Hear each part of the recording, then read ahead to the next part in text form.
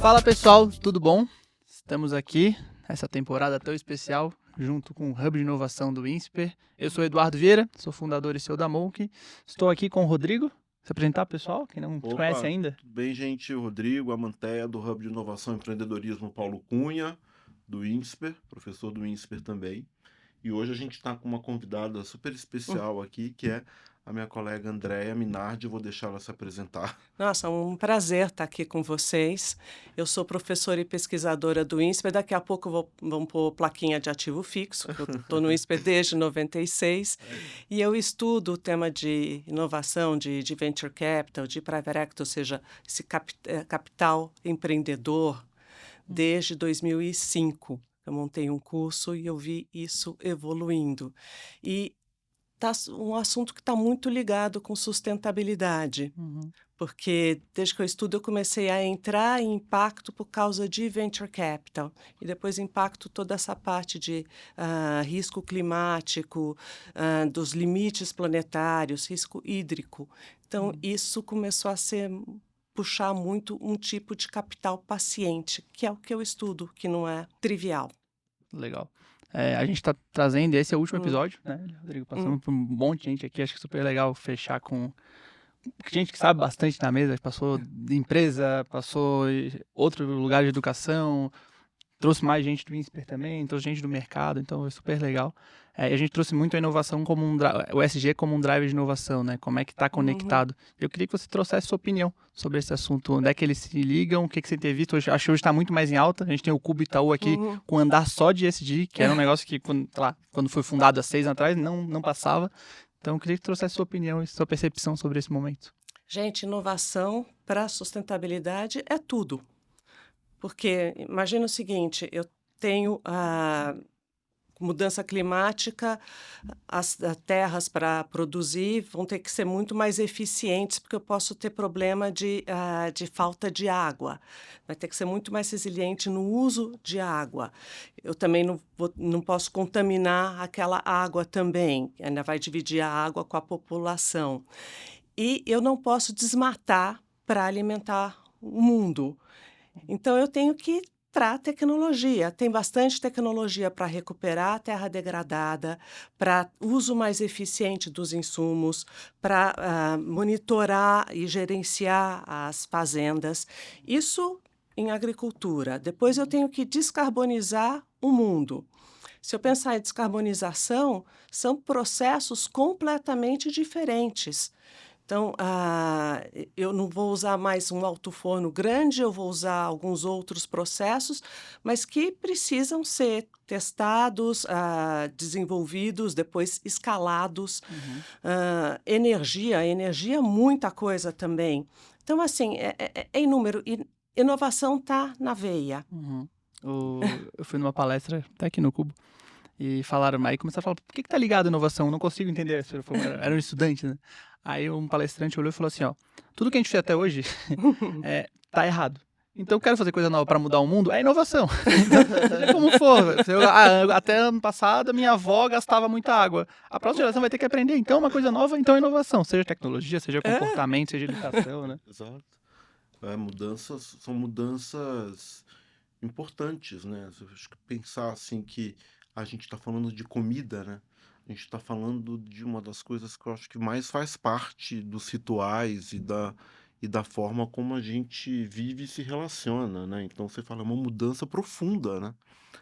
Na sociedade. Se a gente for falar que amanhã a gente talvez precise de tecnologia para comer, né?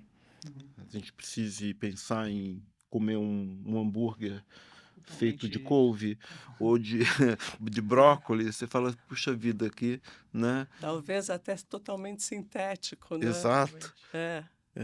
Então, puxa vida, vou imprimir a minha carne, né? Vou imprimir meu T-bone. A gente, né? É uma brincadeira, mas eu acho que tem uma mudança profunda, né? E isso é inovação, né? Num primeiro momento, a gente pode não adotar por hábitos, por preferências, por tradições, mas se a gente for obrigado a adotar por necessidade, né, aí isso pode criar uma mudança profunda, né? Mas eu achei muito bacana que a Andrea trouxe a questão da paciência, né? Porque a gente está falando de paciência aqui, apetite a risco, certo? Porque se a gente vai pensar em energia renovável, futuro da alimentação, né? A gente está trazendo incerteza, está trazendo um horizonte de tempo que talvez não seja tão previsível, né? E eu acho que queria explorar um pouco o seu know-how em transição, como financiar essa transição, né? Por sinal, eu tenho um curso disso. É. Financiamento para transição verde, para explorar muito assim os desafios e as soluções, porque as soluções são negócios, são negócios muito bacanas, mas a gente precisa destravar, porque realmente eu tenho muita tecnologia que não está desenvolvida ainda, e desenvolver tecnologia, o risco é bastante alto. Eu erro bastante até chegar em alguma coisa que sirva, né? Então, eu preciso ter um desenho mais inteligente nisso. É necessário usar capital concessional, até a fundo perdido para desenvolver essa primeira parte de ciência. Depois que se usa, desenvolve alguma coisa, ainda tem bastante necessidade de capital concessional. Por exemplo, o Bill Gates lançou o Breakthrough Energy, que é um fundo catalítico. É um dinheiro que ele coloca e ele só recebe, esse fundo só recebe o capital de volta depois que o investidor privado for pago com um retorno. Então, isso são desenhos que começam a ser feitos para diminuir o risco do capital privado. Porque se a gente pensar, são trilhões de dólares. Tem uma estimativa que até 2050 vai ter que ser gasto 200 trilhões de dólares nessa transição. Então, esses desenhos todos precisa ter paciência e precisa ter ou apetite a risco, mas eu preciso reduzir um pouco o risco para poder atrair o setor privado. E eu preciso conseguir usar o máximo de recurso possível. Então, precisam ser desenhos inteligentes. Bacana. Quais são as tendências de financiamento verde, assim? Quais são a legislação? Para que linha as corporações estão indo? O governo? Quais são as frentes? A gente tem o Fundo Clima do BNDES, então acho que são teses que são bem ligadas a resolver os ODS e descarbonização, transição. Com essas teses, precisa ter um projeto bem interessante e daí você consegue dívida a termos muito interessantes, com taxas subsidiadas, prazos, carências diferenciados. Depois, dependendo também, inovação, talvez você consiga acesso a fundos catalíticos. Também, eu acho que o papel de banco de desenvolvimento dos agentes multilaterais, BID, IFC, começam a ser fundamentais para isso. Boa parte dos problemas está em países emergentes ou países não tão desenvolvidos, onde não vai ter recurso para fazer essa transição. Então, para atrair capital, precisa ter desenhos, por exemplo, como o Ilan está fazendo pelo BID, de alguns mecanismos de hedge de risco cambial, de risco político. Então, acho que tem que ser repensado muita coisa, mas já tá sendo ofertado. A gente tem dívidas verdes, tem o Sustainability Linked Loans, que é ligado, daí não a um projeto, mas a metas das empresas que precisam comprovar. E isso está surgindo bastante. E os desenhos catalíticos, os desenhos blended também. Então, acho que tem bastante coisa correndo aonde eu uso o instrumento a fundo perdido, por exemplo, pode ser para garantia, para várias coisas, mas eu posso usar esse instrumento para trazer o capital privado, eu preciso também diminuir risco. Então, a assistência técnica é uma coisa que se for para as teses de agronegócio, eu preciso ensinar o agricultor a lidar com toda essa tecnologia, a regenerar a terra, né? Uhum. E isso é uma maneira de reduzir o risco. Então, Entendi. uma parte do capital vai para assistência técnica e outra parte pode ir para perda de primeira perda. Então, Uhum. assim, se não der para rentabilizar todo mundo, esse capital aceita uma remuneração menor do que o risco que ele está correndo, porque ele Perfeito. vai ser o prejudicado. Então, com isso, eu reduzo o risco do capital privado. Entendi. Para quem é É. leigo e está assistindo a gente, assim, o que que é o catalítico, o que que é o blended, assim, em linhas gerais? O catalítico é esse capital que aceita uma remuneração menor que o ajustado ao risco. Uhum. Tá? Então, pode ser dinheiro de fundação, pode ser dinheiro de fundos multilaterais, de banco de desenvolvimento, tá? O blended é o desenho. Uhum. Entendi. Como é que eu misturo, faço esse capital misto? Legal. E isso vai ser muito necessário. Agora, são desenhos, não é só capital. Eu tenho várias pontas. Por exemplo, Uhum. pega esse negócio do agronegócio. Eu preciso já ligar, para reduzir o risco também de que o agricultor venda a produção. Então, eu já posso fazer acordos com empresas que vão comprar essa produção, com fornecedores que podem pegar linhas também e deixar taxas mais baixas, desde que tenham algumas metas a ser cumpridas. Preciso várias vezes alguns acordos, eu preciso do governo também, Uhum. preciso até criar infraestrutura para algumas soluções. Uhum. Então, assim, é um desenho onde precisa juntar todo mundo. Uhum. Uma coisa que a gente tem Hum, discutido muito na série aqui, e tem aparecido, né, eu acho que todo esse desenho, né, que você menciona, assim, uhum, e esse risco que é inerente a esse processo todo de um futuro incerto, ele passa também por um balanceamento daquilo que é regulatório, né, porque a gente entende que tem uma, uma força motriz aí que ela passa pela regulação, né? Você fala, olha, não pode fazer mais assim, senão eu uhum, vou te multar, Ou tem que né? fazer Ou porque a tem que obrigação fazer até porque é tá. obrigação até tanto, né? Aham.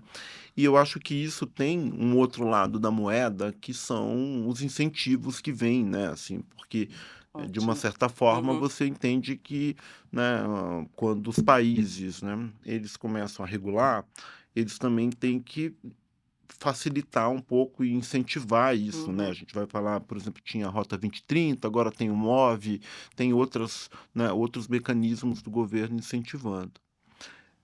E um outro pilar que a gente poderia explorar agora também tem alguma hora que quando a população, né, que é o mercado que consome, ele fica mais consciente da necessidade de mudar, né, também essas questões elas começam a virar um critério de escolha, né? Então a gente tem explorado muito isso, né, com assim, em que momento que o atendimento a determinados critérios ESG vai estar estampado na cara do negócio, da marca, dos produtos que ele coloca e serviços na prateleira, e isso vai efetivamente influenciar a escolha, né? Então a gente poderia talvez explorar isso, né? De um lado a regulação e o incentivo do governo, do outro lado a escolha e um critério muito mais de business mesmo, né? uhum, Falar assim, olha, eu compro isso porque eu acredito que esse negócio ele está sendo responsável socialmente, ele está contribuindo para criar um futuro mais verde, menos agressivo para o planeta. Como que a gente pode olhar para isso na sua visão, assim, por Ó, esses dois olha, elementos? incentivo é extremamente importante. Toda essa parte de inovação, essas dívidas subsidiadas. Agora, o que é muito importante é ver aonde está sendo usado esse incentivo. Uhum. Uhum. Então, Exato. precisa ter mudança Uhum. na direção. Uhum. Então, acho que essa teoria da mudança é vital ter isso na raiz para incentivo, né? Quanto à população, o negócio é o seguinte: precisa, várias vezes, roupa, vamos falar. Roupa tem o fast fashion, você usa, descarta roupa muito rápido. Ah, bom, então vamos comprar roupa mais cara, mas tem uma boa parte da população não consegue comprar orgânico, não consegue para comer, né? Então eu preciso, muitas vezes, reduzir o custo para isso para a população. É ganho de tecnologia. Acho que ganho de tecnologia aí, a evolução, a tecnologia pode baratear e muitas vezes talvez taxação de governo. Então, taxar carbono é uma maneira que você equaliza, que você torna o modelo marrom, vamos chamar assim, mais caro. Então, o verde começa a ficar mais competitivo, porque a população, muitas vezes, talvez até queira, mas não pode pagar a conta, né? Exato. Eles não conseguem. Ainda mais boa parte de países pobres, né? Então, Exato. precisa pensar isso também, como é que eu reduzo para a população. Facilitar todo. Hoje você falou da indústria da moda, é a segunda indústria que mais polui no mundo e aí eu falei com uma galera de tecnologia e eles falaram muito que estão fazendo agora 3D, estão fazendo os pés, estão fazendo todo o processo. Ao invés de fazer, sei lá, para cada peça de roupa era feito 5 para fazer testes, moldes. Então eles estão mudando isso com tecnologia, estão entrando nas grandes, sei lá, Santa Catarina, que tem as principais indústrias de têxtil do Brasil, falando, ó, vamos tentar digitalizar tudo, levar a tecnologia, e estão falando que tá dando ganho de agilidade em moda, um custo muito menor, e aí chega no bolso do consumidor muito menor, então é uma roda que gira bem. E pensar num projeto como um todo, né? Não dá para você pegar uma partezinha, precisa pegar a cadeia de suprimento toda, né? Não de suprimento, cadeia de valor, não de suprimento e depois o que acontece com o consumidor todo, né? Então, acho que precisa ter uma visão integrada, isso que é bem interessante, é desafiador, né?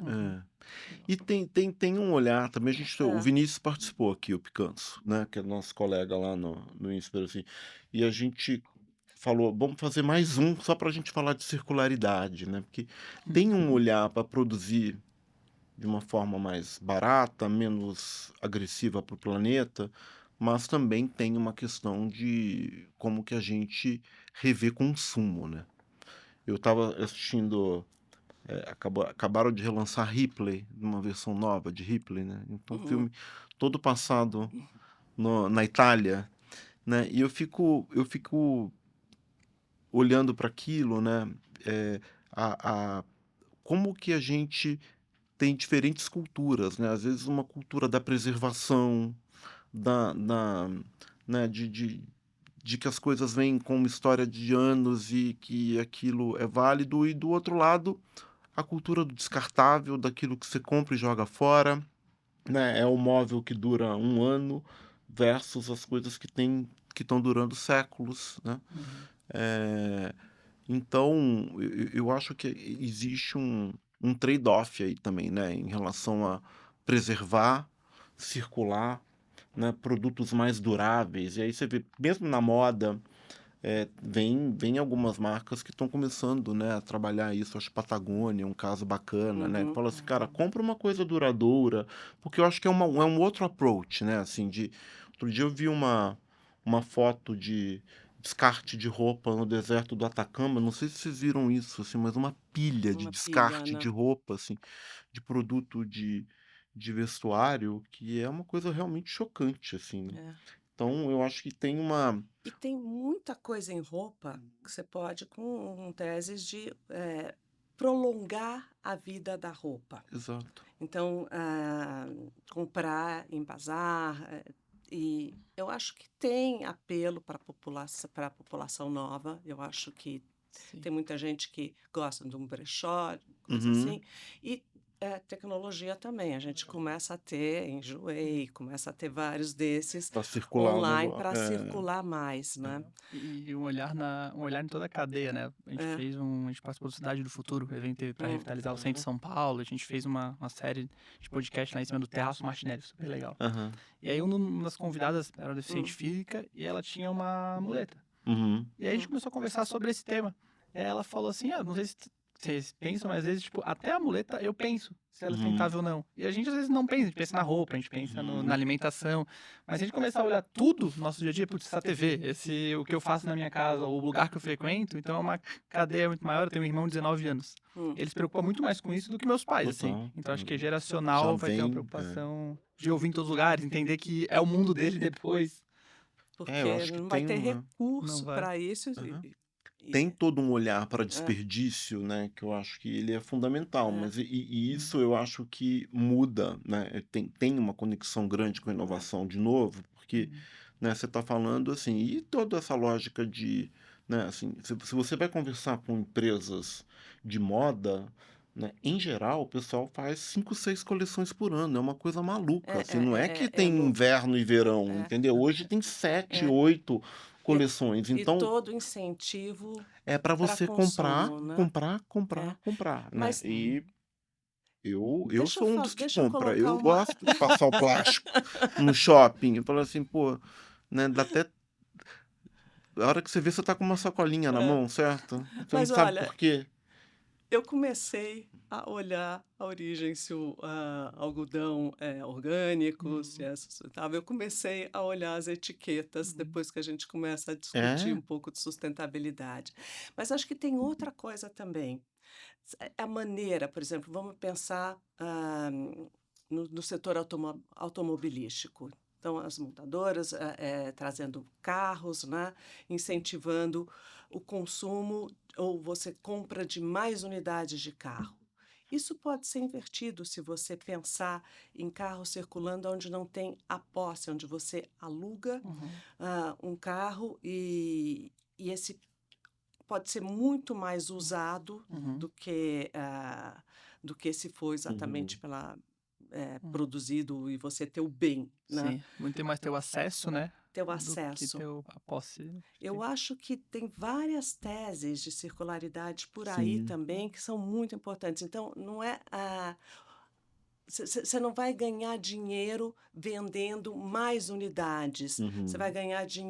ganhar dinheiro a quantidade daquelas unidades que você tem sendo mais usadas, girando mais. Uhum. Então, pensa a tese de Uber, por exemplo. Em vez de eu ter um carro, eu ainda tenho o meu carro, confesso, mas assim, seria muito mais inteligente usar Uber, usar 99, usar algum Uhum. aplicativo para ter carros que estão circulando e que vão ser usados por mais pessoas. E o Uhum. meu carro está lá ocupando um espaço numa Uhum. garagem Sim. que podia estar livre, sendo usado para outras coisas, né? Sim. E não precisaria ter gasto todo o material para construir o carro.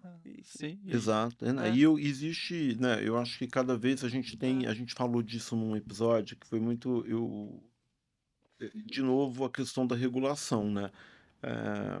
Tem lugares que andar de carro é muito caro, assim, né? Você vai uhum, pegar capitais europeias hoje para você andar num centro, a gente fazer o que a gente faz em São Paulo, que a gente vem aqui na Vila Olímpia, anda na Faria Lima e etc, com carro próprio, lá você tem que, pedágio urbano. o negócio é É, pesado, né?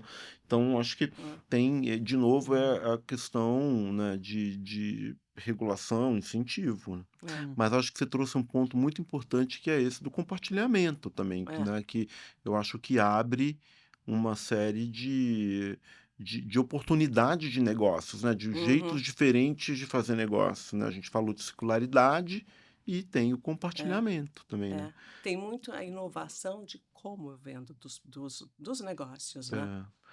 E, É, e, e, tem o desperdício, eu acho que é um outro grande vetor, né? Eu acho de uhum, pensar assim, por exemplo, como que a gente pode ter negócios que lidam com o desperdício, porque é, dei, num dos episódios a gente falou de, né, uma startup que eu vi em Helsinki que hum, ela faz isso, assim, ela pega o restaurante que está precisando fazer mais produto, mais, né, você tem ingrediente que se você não colocar na receita, é, pode entrar, perder validade, uhum. né? Então eles fazem um cardápio descontado e a especialidade dos caras é só fazer isso, é evitar desperdício, assim. Tem a Food to Como... Save aqui, É, né? É, Também no Brasil, que ela tem uma parceria grande com a é, Nestlé. do que estava vencido de chocolate, pegam e levam para comunidades carentes para comprar chocolate muito barato, porque ele vai vencer em 2, 3 semanas e eles conseguem fazer essa busca, né? E uma Tem coisa teses que... assim para hortifruti também, né? Exato. Daí também começa a entrar já sensor, já para observar, já ver o prazo ou inteligência, conectividade, já para avisar que está perto do vencimento para tentar dar uso. Eu acho que isso é muito importante, né? Total. E eu acho que isso são coisas assim muito hoje, né? A gente está falando de fome, né? É, O desperdício de comida é é uma brutal, loucura. né? E essas coisas eu acho que elas são, para mim, elas são muito atuais já, assim, com baixa incerteza. Eu acho que, né, são modelos de negócio possíveis de ser implementados e, né, já tem coisa Uhum. acontecendo, né? É, é, já tem gente, inclusive, Uhum. investindo nisso, né, É, André? não, porque é o seguinte, a gente estava falando de investimento, né? Tem muita tese que realmente é complicado trazer o setor privado sem fazer um desenho interessante com capital que reduza o risco e assim consegue multiplicar a quantidade de recursos que vai para um determinado projeto, uma determinada tese. Mas tem outras teses que dá para ganhar bastante dinheiro. Opa. E esses ilíquidos, ou seja, os ativos alternativos, que é o que eu adoro estudar, tem um campo cheio de infraestrutura, tem bastante coisa. Você consegue trazer Agora, algum exemplo de algum case legal dentro do que você está estudando? eu deixa eu pensar, tem um exemplo que eu dou. Ele não é exatamente, ele não ganhou tanto dinheiro assim, mas ganhou nesses processos de inovação. Então, consegue reduzir a emissão na fabricação, era de aço ou de transformar o metal bruto em metal mais nobre. É um processo que consegue transformar qualquer metal mais nobre. Ah, e começou a. E essa empresa tinha vários problemas sociais, mas ela desenvolveu uma tese mais sofisticada ainda, que reduzia mais, era emissão zero e resíduo zero também, porque toda a parte de resíduo era circulado. E foi um investimento de um fundo de private equity. Mas não foi um investimento fácil, porque tinha risco tecnológico e precisava caber dentro de um horizonte de um fundo, né? Agora, por exemplo, fundos de private equity é super interessante, porque a gente não está falando aqui de governança. Eu preciso de uma governança para fazer as coisas numa empresa grande andarem numa determinada direção. E os fundos, eles sentam no conselho, sentam, impõem cargos de C-level, né? Então pode até trocar o próprio presidente da empresa, né? Então eu acho que tem essa característica que é muito importante para não é só o O pulso capital. firme, né? É, A governança, eu acho que também, nessa essa proximidade do é, private equity, eu acho que num cenário, né, de risco, de transformação, né? bacana. Acho que essa perspectiva É, né, do private equity aqui aham. é muito interessante. Esse investimento se acabou dando retorno. Não deu um retorno altíssimo, mas deu um retorno ok, que compensava aquele risco, né? Legal. E uma dúvida para vocês dois É. até. Hoje a gente falou de agro, a gente falou até um pouco ali de investimento alto sendo feito na Amazônia. Acho que talvez o Brasil tá talvez por primeira vez com um tema tão falado, o Brasil está sendo protagonista e tá... Como vocês veem o Brasil nessa agenda? Sendo que é tão importante comparado com várias outras, né? Então, sei lá, tá vindo gente de qualquer lugar para ver o Brasil, para ver a Amazônia, para ver como é, para entender muitos projetos ligados à agro, que o Brasil também está no centro. Como que vocês veem o potencial do Brasil nesse meio? Não, crédito de carbono, eu acho que para a Amazônia é uma coisa que é fundamental. Porque é bom que isso entre na agenda mesmo de todo mundo, dos europeus, de Sim. todo mundo, porque a Amazônia está aqui, mas afeta o mundo inteiro, né? Mas eu preciso de bons projetos para gerar alternativas de negócio e para geração de caixa da população que está ali. E para desenvolver esses projetos, crédito de carbono é a solução, porque eu consigo recursos para deixar a floresta em pé Uhum. e, ao mesmo tempo, gerar alternativas para uma hora não precisar mais, para uma hora eu gerar renda e renda recorrente para uma população que, em vez de vender a madeira, vai começar a trabalhar e vai ser até guardiã da floresta. Então, e o Brasil está super bem posicionado para isso, né? Agora, a crédito de carbono é um mercado que ainda precisa desenvolver. Legal. E acho que tem o agro no meio dessa história toda, né? Que assim, se a gente for pensar o nosso papel no agro, né? A gente começou a olhar um pouco, né? O quanto a gente tem produzido patentes nessa área, né? Assim, tem tido inovação, acho que tem tido pesquisa. A gente começou a olhar isso, né? Ainda bem incipiente no No observatório. agro, gente, se você pensar a quantidade de terreno degradado que Opa! tem e teses para recuperar esses terrenos e essas terras, e aumentar a produtividade, o Brasil tem super vocação para ser celeiro do mundo, Sim. né? Exato. E depois, com toda essa tecnologia que está vindo, Uhum. eu tenho uma terra que vai ser útil, várias culturas, multiculturas, né? E com uso muito mais eficiente de recursos. Não é qualquer país Sim. que tem Total. E o agro é muito tecnológico. É. Né? E a muita gente tecnologia. deu um grande salto nisso, eu acho. Assim, se você olha para os relatórios assim, focados em agtechs, né, assim, o número de startups, o número de novas tecnologias, a gente tem olhado, a gente começou um movimento ali, né, André, junto com o Charles e o Thiago, de criar um observatório de empreendedorismo e inovação, ainda bem embrionário, mas se você vai ver, por exemplo, essa preocupação de agricultura de precisão, de trazer robótica, de trazer produtividade para a agricultura e como que você embarca a tecnologia, né? Isso é impressionante, a evolução, né? Imagem por satélite. Imagem por satélite. E não era verdade num país abundante, né? Porque a gente está falando de um país que tem muita terra, que tem um clima favorável, assim, as nossas safras de algodão são campeãs e a gente perde muito disso na logística, né? Então, aí agora a gente começa a ter um olhar para a produtividade e vai deixando a gente, e isso é totalmente conectado com inovação, certo? E traz, assim, muita oportunidade de investimento, né?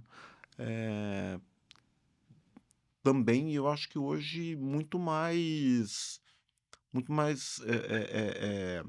tangível, né? Assim, tipo, a gente tem um olhar para coisas que são ainda incertas e talvez mais arriscadas, mas assim, tem coisa muito interessante acontecendo nesse universo, tanto da floresta, como a Andrea estava falando, quanto do E agro. vamos puxar um outro energia, né? Total. Dos países que têm a matriz energética mais limpa. Então, isso para a produção de hidrogênio, hidrogênio verde, é vital. Então, assim, a gente tem um potencial muito grande. A gente é bom para perder potencial também, né? A Amazônia, a gente ainda continua desmatando, né? Precisa. Agora, aquela pergunta que vai te deixar numa saia justa. Você, como se você tivesse que dar uma dica para gente, assim, na oportunidade de financiar essa transição para o verde, o que as pessoas que têm interesse no tema deviam estar de olho? Olha, é que eu entro o coração, eu acho que investimento em venture capital é fundamental. E não precisa ser fundo ESG ou um fundo tradicional mesmo. Se você olhar a carteira de qualquer um desses fundos, a quantidade de projetos que tem ligados à sustentabilidade, que pode nem ser o final a sustentabilidade, mas é o enabler. Toda essa tese de inteligência artificial, ou seja, você consegue testar muito mais soluções e para chegar numa tomada de decisão muito mais justa, tudo isso é super importante nessa história. IoT, a gente falou de agricultura, muita coisa de Total. agricultura de precisão, preciso de IoT. Então, assim, venture capital eu acho que é fundamental. Private equity é outra que eu acho também fundamental. Obviamente, eu tomo meu coração aqui, eu adoro os ilíquidos. É um problema para o brasileiro ainda aprender a investir nessa classe de ativo. Acho que precisa ter bastante educação financeira nisso, né? E carteiras de dívida, de dívida verde. Então, dá para... Eu não gosto muito daquelas técnicas de screening. Ou seja, eu só vou comprar título que tem que investe em empresa que tem rating alto. Eu adoro as empresas que são mais sujas, que poluem, mas que a gente depende delas, feito a indústria química, que eu posso investir para transformar, Perfeito. Entendi. Muito legal. para descarbonizar, porque a gente não adianta nada. Eu, sei lá, não invisto em companhia de petróleo, mas eu estou andando de carro, a minha casa está cheia de tubo de PVC, eu uso roupas também que tem plástico ou então, assim, está embutido. É necessário transformar essas indústrias também. Então, acho que é muito mais interessante olhar o que pode ser transformado. Interessantíssimo. É, Ah, e até quando acho que procurar fundo de ação também. Fundo de ação, ver o gestor está atento a isso. Tem alguns que são até ativos, que sentam no conselho e fazem pressão através do conselho para melhorar os processos. E ação negociada em bolsa. Então, eu acho que o investidor tem que olhar um pouco para esses aspectos. Falei da classe de ativo, mas acho que mesmo os títulos de renda fixa, tem muita coisa verde, como fundos de ação que são negociadas em bolsa. Como é que está sendo olhado isso pelo gestor? Isso acho que é muito, muito interessante. Dá muita oportunidade que realmente transforma, né? E teses, né? Você investir em várias teses que realmente o teu dinheiro está indo. Vai investir em dívida de saneamento, qualquer infraestrutura para saneamento ou para hidrovia, para ferrovia, que acaba reduzindo a emissão. Então, é uma maneira de você estar contribuindo. exato. Você, como investidor, pode contribuir bastante.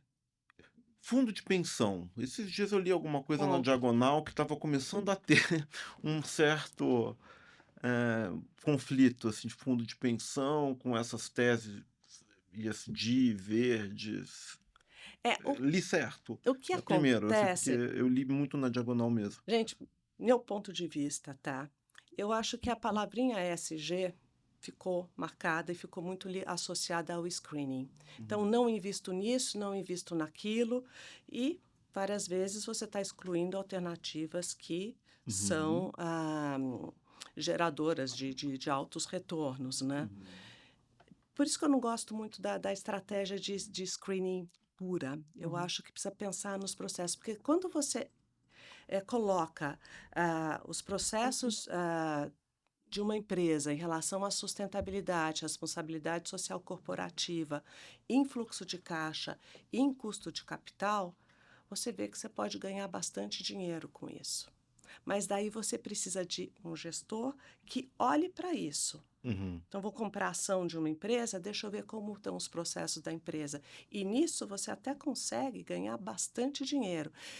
Os fundos de pensão, eu acho que tem vários. O problema é que a palavrinha ESG ficou marcada.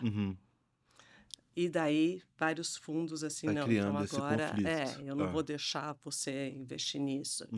E, obviamente, tem a resistência toda, né? Quem está no status quo vai Vai resistir, resistir. não vai querer deixar É, é, descarbonizar toda a energia nova. A é o gente tem sistema isso, né? imunológico do mercado É, financeiro, né? A gente fala que na inovação tem uma questão nas é, organizações de um sistema imunológico que muitas vezes repele a é, novidade. No é. mercado financeiro também não é diferente. E tem um negócio, tem muita tese que é para ganhar dinheiro, Uhum. bastante dinheiro, mas é ativo alternativo. Então precisa ter essa cabeça também de paciência. Não é para qualquer investidor, a não ser que você consiga também reduzir o risco para o varejo, começar a ser criativo aí nos Uhum. desenhos financeiros. Isso acho que pode ser interessante. Mas sem reduzir esse risco de liquidez para trazer varejo, é complicado esses alternativos. Perfeito. Opa! Indo para o final aqui, temos que. Muito A bem. conversa passou rápido e foi Foi boa. muito rápida. É. Eu tenho uma pergunta legal para fazer. Como que vocês são do INSPER, vocês são professores, vocês estão ligados com a academia? Como que a instituição de ensino, acho que dentro da temporada toda de podcast, como que a gente pode meio que fechar? Como que as instituições de ensino e como o INSPER da vida pode apoiar nessa agenda de ESG?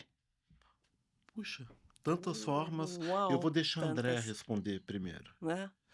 Bom, primeiro, colocando esse aspecto de sustentabilidade, vamos até trocar o nome, vamos colocar sustentabilidade em todas as disciplinas, todo olhar. Então, eu estou ensinando finanças, eu coloco esses aspectos. Isso vai entrar no fluxo de caixa, isso vai entrar no custo de capital. Estou ensinando operações, já começo a lidar com isso. Então, Perfeito. isso é uma coisa que está sendo bastante discutida lá. Dando cursos para conscientizar pessoas, para ter ideias de como inovar, como fazer desenhos mais interessantes. E inovação, a gente tem engenharia ali, a gente tem o hub de inovação, o Rodrigo Uhum. pode falar bastante disso, porque está no nosso papel. E acho que fazer conexões com outras universidades também, você pode falar Perfeito. bastante nisso, né? Ou É. seja, ter a parte de negócio, aluno que entende bem de negócio, junto com um cientista que não entende nada, mas tem processo fabuloso para transformar. Eu acho que de várias maneiras. Eu acho que a gente tem a gente tem dois grandes, dois grandes pilares de atuação. Um é ensino, né? Então acho que o André falou muito bem. Assim, a gente está tentando embedar, né? Se pode dizer isso assim, Em inserir tudo. em tudo, né? Então acho que não dá assim para a gente falar de estratégia, logística, né? Finanças, gente, sem hoje trazer, né, esses temas para dentro dos currículos, Uhum, né? Tem um outro lado que é pesquisa. A gente tem o Vinícius, que participou do podcast, ele está no Centro de Sustentabilidade. A gente tem o Métrices, né, uhum. que trabalha impacto, medição de impacto. Então, assim, a escola também tem a pesquisa, né, como um apoio para É. para Pesquisa, publicações a respeito, publicações, né? né? E tem É. o Hub, ele é, a gente tem discutido muito os papéis dos hubs de inovação no universo das universidades e das escolas globalmente, né? A gente fala da universidade empreendedora, né? Que é uma terceira missão, que ela está relacionada a fomentar o surgimento de negócios inovadores e ela está relacionada à criação de inovação por meio de patentes e Uhum, propriedade intelectual, né? Então, a universidade empreendedora, que é realmente um, um objeto de estudo muito contemporâneo, ela está focada nisso que talvez fuja um pouco da missão de ensinar e de pesquisar. Pesquisa como produção de conhecimento, né? Eu não diria que também produção uhum, tecnológica também é pesquisa, né? é. E nesse ponto a gente tem feito muito lá, assim, né? A gente tem trabalhado do lado de patentes, né, e de pesquisa de engenharia com as empresas, assim, tem alguns projetos bem interessantes, Uhum, assim, de manufatura, de materiais, sabe? E do lado de empreendedorismo, a gente está com um caso super bacana agora de uma alumni que criou uma startup super sustentável, que é para produzir couro é, com material, né, de origem é, plant-based, né? E eles estão, inclusive, aqui com o pessoal da Antler também, aqui no Cubo. Agora estão na CETEC, que é um parceiro nosso, que a Paula, né, presidente da CETEC, teve aqui.